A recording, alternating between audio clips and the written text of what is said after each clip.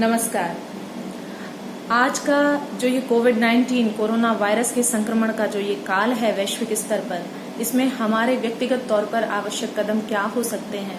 संस्कृत की अध्यापिका तथा छात्रा होने के नाते मैं कुछ बातें कहना चाहती हूँ। वैदिक संस्कृति बहुत पुरानी संस्कृति है। भारतीय संस्कृति में जो संस्कृत वाङ्मय है उसमें ऐसे कुछ तत्व हैं जिनका अनुपालन करने से व्यक्तिगत कोरोना योद्धा के रूप में हम अपना कुछ योगदान दे सकते हैं। सर्वप्रथम मैं बात करना चाहती हूँ यज्ञ की। यजुर्वेद में यज्ञ को श्रेष्ठतम कर्म कहा गया है। यज्ञो वही श्रेष्ठतमम कर्म। यदि हम दैनिक यज्ञ करें, दैनिक यज्ञ में आम की, पीपल की लकड़ी लेकर घी, कपूर, गुग्गल, जावित्री, जायफल, राई इत्यादि का आधान करें और आहुतियां दें तो निश्चित तौर पर वातावरण की शुद्धि के साथ साथ वातावरण में एक सकारात्मक ऊर्जा का आधान होता है। ये वस्तुतः एक सैनिटाइजेशन की ही प्रक्रिया है जिसको दैनिक तौर पर हम लोग कर सकते हैं, व्यक्तिगत तौर पर कर सकते हैं। न केवल अपने घर का बल्कि अपने आसपास का वातावरण भी स्वच्छ कर सकते हैं। दूसरी जो चीज बार बार प्रशासन कहता है कि भारत में पर्याप्त खाद्य आपूर्ति है, तथापि कुछ संकटों के कारण जो खाद्य का अभाव कुछ किसान, मजदूर इस तरीके वर्ग कर रहा है जिसका सामना, तो उसमें दान की महिमा की बात बार बार आई है। वैदिक संस्कृति, भारतीय वाङ्मय, संस्कृत वाङ्मय सदैव से दान की महिमा का गुणगान करता रहा है। कहा गया है कि हाथ का आभूषण कंकण इत्यादि नहीं, वलय, कंगन इत्यादि नहीं, अपितु दान है। तो धन की भी 3 प्रकार की गतियों की बात की गई है। दानम, भोगो, नाशः। तिस्रो गतयो भवन्ति वित्तस्य, यो न ददाति न भुङ्क्ते तस्य तृतीया गतिर्भवति। जो व्यक्ति न तो दान करता है न धन का उपभोग करता है, उसका धन स्वयमेव नष्ट हो जाता है। ये हम सबकी जिम्मेदारी है कि जो भी जिस किसी अभाव से ग्रसित हैं और हम यदि समर्थ हैं उनके उस अभाव को दूर करने में, तो हम उसे दूर करें। अपने उदर की पूर्ति तो कौवा भी अपनी चोंच से कर लेता है। वस्तुतः वही व्यक्ति जीवित माना गया है जिसके जीने से अन्य लोग भी जीते हैं।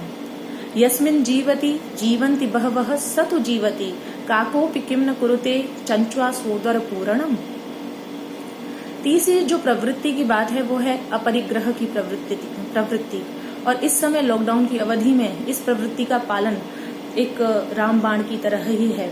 जहां आवश्यकता से अधिक वस्तुओं का संग्रह न करना अपरिग्रह की प्रवृत्ति कहलाता है।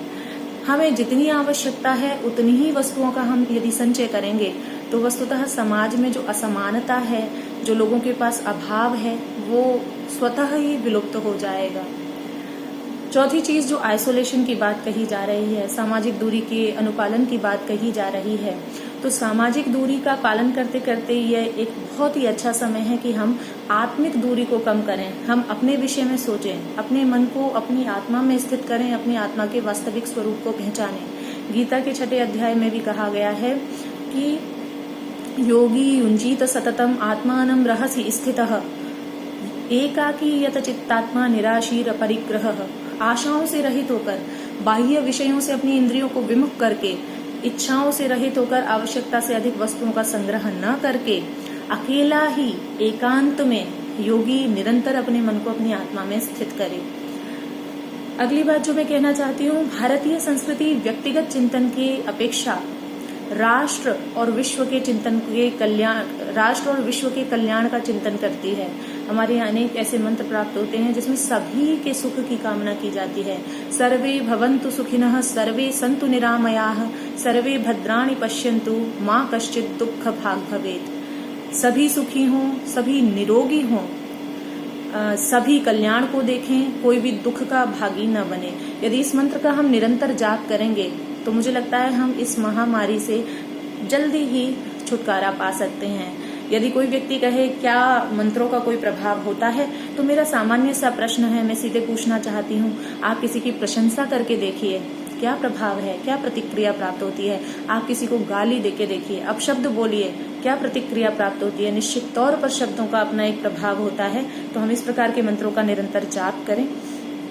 अंत में बस इतना ही कहना चाहती हूँ इसी मनुस्मृति के 7वें अध्याय में जब राजा का वर्णन किया, अब राजाओं का काल तो नहीं, हमारे राजा इस समय, हमारे प्रशासन, हमारे प्रधानमंत्री जो भी बात कहते हैं उसका अनुपालन हो, उसको हमें मानना चाहिए। 7वें अध्याय में मनुस्मृति में कहा गया है कि यदि राजा बालक भी है तो भी उसकी अवमानना नहीं करनी चाहिए, उसके आदेश की।